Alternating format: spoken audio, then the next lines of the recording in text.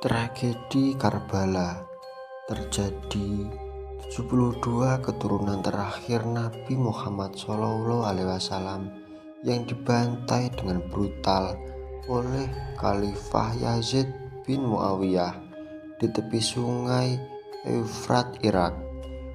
Sayyidina Husain bin Ali bin Abi Thalib yang seharusnya menjadi khalifah kelima menggantikan Sayyidina Ali radhiyallahu anhu malah mati dipancung oleh Shimir bin Dzil Jaumshan, salah satu anggota pasukan pimpinan Yazid.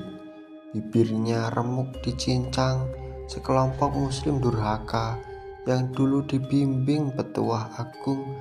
Kakeknya Husain adalah pemuda yang diberi tugas oleh ayahnya untuk melindungi Khalifah Utsman dari usaha pembunuhan kaum Khawarij yang tak pernah alpa membela panji Islam dalam perang-perang melawan kaum musyrikin yang syahid di Karbala, menjaga nyala agama yang disiarkan kakeknya.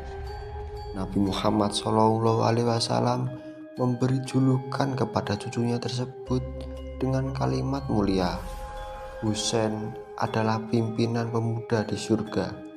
Sepeninggal Rasulullah SAW, jika para sahabat rindu kepada sang Nabi, mereka akan menemui Husain radhiyallahu an karena wajahnya sangat mirip dengan paras Rasulullah SAW.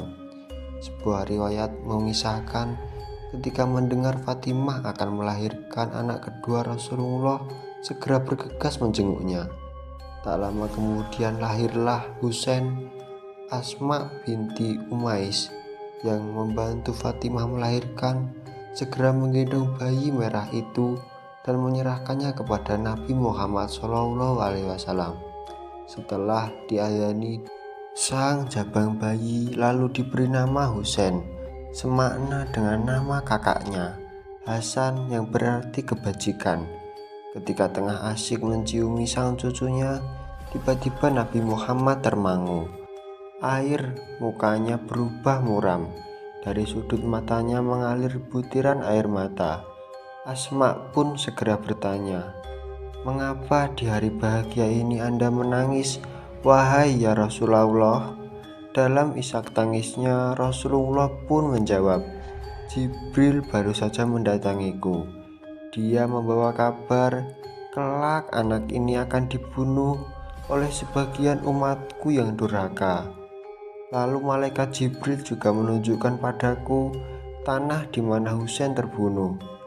Ibnul Atsir dalam Thariq Al-Kamil menceritakan, Nabi Muhammad pernah memberikan segumpal tanah berwarna kekuningan yang didapat dari malaikat Jibril kepada Ummu Salamah. Tanah tersebut berasal dari tempat di mana Sayyidina Husain akan terbunuh dalam sebuah pertempuran. Malaikat Jibril mengambilnya dari tempat yang kita kenal sebagai Karbala. Nabi Muhammad berpesan kepada Ummu Salamah, "Simpan tanah ini baik-baik. Bila warnanya berubah menjadi merah, ketahuilah bahwa Husain telah mati syahid." Dan sore itu, tanggal 10 Muharram 61 Hijriah, bertepatan dengan 10 Oktober 680 Masehi, Ummu Salamah menyaksikan gumpalan tanah pemberian suaminya berubah menjadi merah. Maka sadarlah ia, cucu kesayangan Nabi Muhammad itu telah menyusul kakeknya ke surga. Ummu Salamah adalah orang pertama di Madinah yang mengetahui perihal kematian Al-Husain. Perang Karbala adalah tragedi terbesar kedua dalam sejarah Islam setelah Perang Jamal dan Perang Siffin. Beberapa ulama menyatakan bahwa pembantaian Karbala adalah kelanjutan dari Perang Siffin dan penuntasan dendam kubu Muawiyah bin Abu Sufyan terhadap keluarga Kanjeng Nabi Muhammad SAW. Dalam kitab Sirah Nabawiyah wa Akbar Al-Khulafa, Hafiz bin Hibban menulis, di hari itu setelah Imam Husain syahid, Yazid menyuruh Ubaidillah bin Ziyad membawa kepala Husain dalam perjalanan panjang 1000 km menuju Syria. Kepala yang terpancung ditaruh begitu saja di atas pelana dengan wajah berlumur debu dan darah serta rambut yang terdedah. Setiap kali berhenti di suatu tempat untuk beristirahat, para pengawal akan mengeluarkan kepala Sayyidina Husain dari pelana dan menancapkan pada ujung tombak. Mereka memamerkan kepala Sayyidina Husain tersebut kepada setiap orang yang lewat, sehingga tiba waktunya berangkat lagi meneruskan perjalanan. Dalam buku yang ditulis oleh Syekh Ibrahim Nasrallah, The Tracks of Ali Muhammad in Aleppo, dikisahkan saat rombongan pasukan ini tiba di kota Aleppo, mereka memutuskan beristirahat di dekat biara Martruta. Kepala Sayyidina Husain kembali dikeluarkan dan ditancapkan di ujung tombak. Para pendeta dari biara ini mengaku melihat dengan jelas ada cahaya terang yang memancar dari kepala Sayyidina Husain. Seorang kepala biarawan lalu mendekati para pengawal seraya bertanya, "Kepala ini siapakah dia?" Tanya sang pendeta. "Husain bin Ali bin Abu Thalib," celetuk para pasukan. Alangkah terkejutnya si pendeta Nasrani mendengar jawaban tersebut. Dia tak pernah menyangka akan melihat keluarga Nabi Muhammad SAW diperlakukan sekeji itu.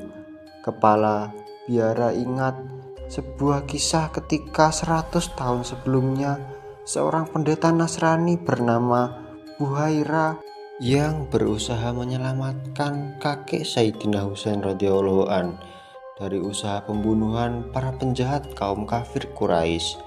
Hari itu dia melihat penerus risalah kenabian Islam dibunuh oleh tangan kaumnya sendiri. "Seburuk-buruknya bangsa adalah kalian, terkutuk dan dihinakan," seru sang pendeta. "Demi Allah, andai Isa mempunyai putra, niscaya kami akan memuliakan dia kelaman-laman kami." Kemudian sang pendeta berkata, "Wahai sekalian orang, aku mempunyai 10.000 dinar yang aku warisi dari ayahku. Maukah kalian meminjamkan kepala ini kepadaku untuk 1 malam bersamaku? Dan untuk itu aku berikan pada kalian 10.000 dinar itu." Tergiur oleh tawaran kepala biara, pasukan Yazid akhirnya menyerahkan kepala Sayyidina Husain untuk bermalam di biara. Demikianlah beberapa pendeta Nasrani yang bijaksana mengambil kepala Sayyidina Imam Husain dari para pengawal Yazid. Dalam kesedihan mereka membawa kepala Sayyidina Husain ke dalam masuk ke gereja. Dengan berhati-hati mereka membersihkan kepala Sayyidina Husain, membasuh luka-luka dan menghapus debu dari wajahnya. Mereka juga menyisir dan merapikan rambut serta mengusapnya dengan minyak wangi. Para pendeta itu menangisi sedemikian rupa hingga air matanya membasahi jenggot mereka yang sangat panjang. Kepala pendeta kemudian meletakkan kepala Husain di atas sebuah batu di tengah altar. Seluruh pendeta di biara itu lantas berkumpul. Mereka bersimpuh pada lututnya mengelilingi kepala Sayyidina Husain radhiyallahu an. Sejarah mencatat malam itu para pendeta menderaskan doa diselingi isak tangis atas kepergian Sayyidina Husain radhiyallahu an. Mereka berdoa sepanjang malam hingga subuh menjelang pagi dan baru berhenti ketika pasukan Yazid mengambil kepala itu untuk dibawa pergi. Dan setelah rombongan tentara Yazid meninggalkan biara, para pendeta tersebut terus melantunkan doa-doa rintihan untuk mengenang cucu sang Nabi Muhammad SAW. Sepeninggal pasukan Yazid, tidak ada yang tahu pasti di mana kepala Sayyidina Husain dikuburkan. Ada yang bilang bahwa kepala tersebut dikuburkan di makam Baqi. Ada yang berkata dibawa ke Kairo. Banyak yang meyakini bahwa kepala itu dikuburkan di tempat rahasia di Ashkelon. Tapi tak sedikit juga yang yakin bahwa kepala Sayyidina Husain dimakamkan di Damaskus.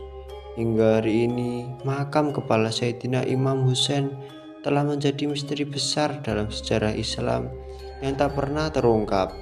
Tak seorang pun yang tahu di mana kepala itu dimakamkan, sebagaimana tak ada yang tahu di mana ibundanya, Fatimah binti Muhammad SAW, dimakamkan. Sungguh pantas kita berkabung atas penghinaan terhadap Sayyidina Husain radhiyallahu an dan keluarga Rasulullah ini. Kebanyakan umat Islam hanya melihat peristiwa Karbala pada aspek, bahkan di kalangan muslim masih ada yang berpendapat bahwa pembantaian keluarga Nabi Muhammad SAW di Karbala adalah kejadian biasa dan tak lebih sebagai konsekuensi politik dari perlawanan keluarga Rasulullah SAW kepada keluarga Abu Sofyan yang berkuasa. Karena itu, tragedi ini tak pantas dikenang dan dibesar-besarkan. Na'udzubillah min dzalik. Al-Fatihah satu kali untuk Sayyidina Hasan dan Sayyidina Husain, juga untuk Kanjeng Nabi Muhammad SAW. Al-Fatihah. Bismillahirrahmanirrahim. Alhamdulillahirabbil alamin. Arrahmanirrahim. Maliki yaumiddin. Iyyaka na'budu wa iyyaka nasta'in. Shiratal ladzina an'amta 'alaihim ghairil maghdubi 'alaihim waladdallin. Amin. Sekian, terima kasih.